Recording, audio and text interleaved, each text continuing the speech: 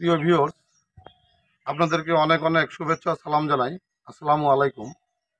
BD fish culture একটি মানুষের channel. এই চ্যানেলের মাধ্যমে আমি সারা বাংলাদেশে হাজার হাজার অর্ডার বিক্রি করেছি, মানুষের দ্বার প্রান্তে গিয়েছি।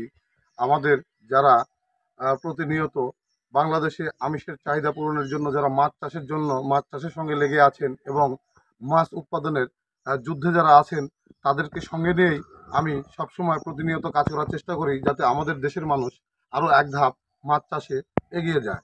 তো আজকে আমি আপনাদের সামনে যে বিষয় নিয়ে কথা বলবো সেটি হলো, অনেকেই আমাকে প্রশ্ন করে থাকেন যে আমরা একটি নতুন পুকুরে কিভাবে মাছ চাষ করলে, অর্থাৎ আধুনিক পদ্ধতিতে কিভাবে মাছ চাষ করলে আমাদের জন্য ভালো হয়।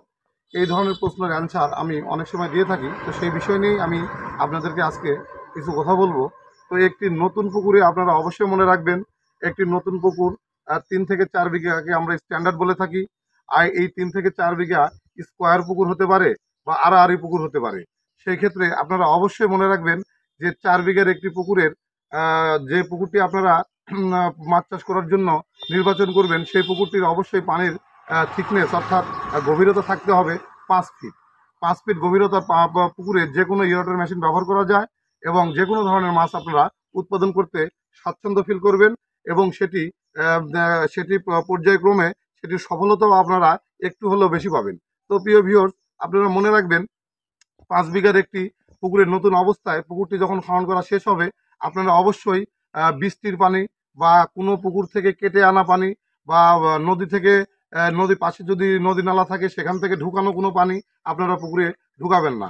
সর্বপ্রথম আপনারা শুকনো অবস্থায়, পুকুরটি শুকনো অবস্থায় প্রতি শতাংশে 1 কেজি করে চুন আপনারা পুকুরের তলদেশ থেকে শুরু করে আপনারা সর্বোপরি পুকুরের পার পর্যন্ত দুধের মতো পাতলা করে পানির সঙ্গে মিশিয়ে আপনারা পুকুরে ছিটাবেন। তার পাশাপাশি পুকুরে আপনারা হাঁটু অবধি পানি, অর্থাৎ প্রত্যেকটি পুকুরের পানি দিবেন সেচ, অর্থাৎ গভীর নলকূপ থেকে, সেটা সাবমার্সিবলের সাহায্যে হোক, ডিপের মাধ্যমে হোক, আপনারা ফ্রেশ পানি পুকুরে দিবেন। পানিটা যখন 1 হাঁটু পরিমাণ হয়ে যাবে, তখন আপনারা অবশ্যই পুকুরে নতুন করে লবণ প্রয়োগ করবেন। লবণ প্রয়োগ করার পরে আপনারা সর্বোপরি পুকুরের পানিটা যখন 5 ফিট হয়ে যাবে, 5 ফিট অবধি যখন হয়ে যাবে, তখন আপনারা এই পুকুরে মাছ চাষ এই পুকুরে আপনারা 5 থেকে 7 দিন অন্তত পুকুরটিকে রেস্টে রাখবেন, যাতে লবণের কাজটি সঠিকভাবে হয় এবং চুনের কাজটা পুকুরে যেন সঠিক মাপে কার্যকরী হতে সময়টা ব্যবহার করবেন। ফলে দেখা যাবে যে পুকুরে কোনো রোগ জীবাণু, কোনো বালাই থাকবে না, পানিতে লবণাক্তের পরিমাণ ঠিক থাকবে, পানিতে পিএইচ, যেটাকে আমরা বলে থাকি খারত্ব ঠিক থাকবে এবং পানির প্যারামিটারগুলা সুসংগতভাবে সেজে থাকবে। ফলে আপনারা মনে রাখবেন, 7 থেকে 8 দিন পরে আপনারা যখনই মাছের পোনা পুকুরে আপনারা ছাড়বেন, তার আগে পুকুরে আপনারা ইয়েরটার মেশিন সুন্দর করে আপনারা ইয়েরটার সেট আপ দিয়ে নেবেন, যাতে মাছ ছাড়ার সময় পুকুরের মাছ যেখান থেকে যেভাবেই ক্যারি করে নিয়ে আসেন আপনারা, মাছ আনার সময় মাছ কিন্তু কিছুটা অক্সিজেনের সমস্যা ফিল করতে পারে বা অক্সিজেন ঘাটতি হতে পারে বা মাছ ডিহাইড্রেট হতে পারে। যার ফলে পুকুরের প্রস্তুতি যদি ভালো থাকে এবং ইয়েরটার যদি মেশিন থাকে, আপনারা মাছ নিয়ে এসে পুকুরে যখনই ফেলবেন, আপনারা মনে রাখবেন যে একদিক দিয়ে মাছ ছাড়বেন এবং একদিক থেকে আপনারা ইয়েরটার মেশিন চালাবেন। এবং মাছ ছাড়ার ক্ষেত্রে অবশ্যই আপনারা সবসময় মনে রাখবেন যে মাছ ছাড়ার ক্ষেত্রে উন্নত পোনা, অর্থাৎ ভালো বীজ, ভালো ফসল, এই তথ্য কথাটি আপনারা সবসময় মাথায় রাখবেন যে ভালো বীজ মানেই ভালো ফসল। আপনারা সরস, অর্থাৎ লম্বা এবং মাছের কোনো ঢিল টান নেই, টান মাছ আপনারা পুকুরে ছাড়বেন। এবং সবসময় মনে রাখবেন যে মাছের ক্ষেত্রে হাফ কেজি থেকে 3 পোয়া সাইজের মাছ যদি পুকুরে ছাড়েন, অর্থাৎ বড় মাছ করার ক্ষেত্রে সেটি স্ট্যান্ডার্ড হয়।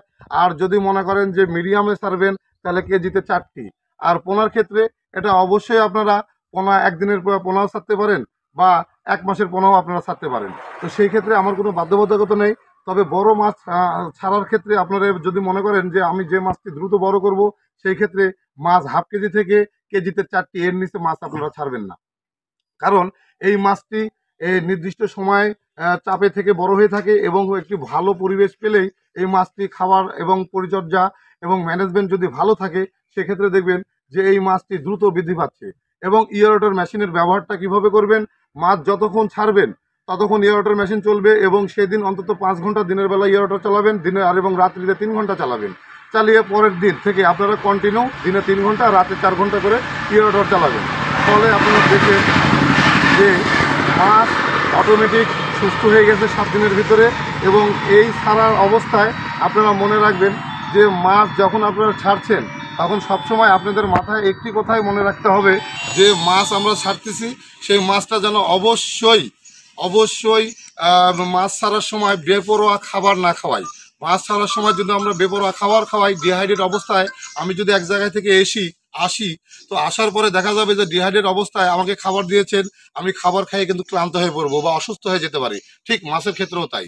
আপনারা যখন মাছ ছাড়বেন তখন পর্যাপ্ত পরিমাণে লবণ পানির ব্যবহার করবেন, ফলে যাতে মাছ চনমনে থাকে। অন্তত 2 থেকে 3 দিন দুপুরবেলা আপনারা লবণ পানি দিবেন এবং বডি ওয়েটের 0.5% অর্থাৎ 0.5 এই পরিমাণে খাবার দিবেন 7 দিন। দেওয়ার পরে মাছটা যখন টাইট হয়ে যাবে, মাছটা যখন চলমলে হয়ে যাবে, তখন মাছের বডি ওয়েটের 1.5% খাবার আপনারা পুকুরে দিবেন। এবং 5 বিঘা বা 4 বিঘা একটি পুকুরের জন্য আপনারা সবসময় মনে রাখবেন 4 বিঘা পুকুরের জন্য 2 হর্সের একটি সুপার ইম্পেলার, 2 হর্সের একটি পুশ দ্য ওয়েবই যথেষ্ট। আর কেউ যদি মনে করেন যে 4 বিঘা জলকর আছে, সেক্ষেত্রে আপনারা সুপার ইম্পেলার বা পুশ দ্য ওয়েব না দিয়ে আপনারা ডাবল স্পিড মেশিনটিও দিতে পারেন। তো প্রিয় ভিউয়ার্স, আপনারা সবসময় মনে রাখবেন যে ভালো পরিকল্পনা, ভালো ম্যানেজমেন্ট এবং ভালো চিন্তা ভাবনার ফলেই কিন্তু একজন বিজনেসম্যান সবচাইতে এগিয়ে যাওয়ার সম্ভাবনা বেশি থাকে। এবং একজন বিজনেসম্যানকে সবসময় এগিয়ে যাওয়ার জন্য তাকে ভালো একটি পরিকল্পনার মাথায় রাখতে হয়। এবং আপনারা সবসময় ভালো ফিড অর্থাৎ উন্নত যে কোম্পানিগুলো ব্র্যান্ড কোম্পানি অর্থাৎ 1, 2, 3, 4 এভাবে 10-এর মধ্যে আছে, 10-এর মধ্যে থাকার উদ্দেশ্য এটাই যে কোম্পানিগুলোর সেল অর্থাৎ বছরে অন্তত 22,000 টনের উপরে করে, বছরে নয়, মাসে 22,000 টনের উপরে করে, এই কোম্পানিগুলোকে ব্র্যান্ড টপ 10-এ ধরা হয়। তো আপনারা এই জিনিসগুলো মাথায় রেখে মাছ চাষ করবেন, ইনশাল্লাহ আপনারা এগিয়ে যাবেন। এই বলে আজকের মতো শেষ করছি। আসসালামু আলাইকুম।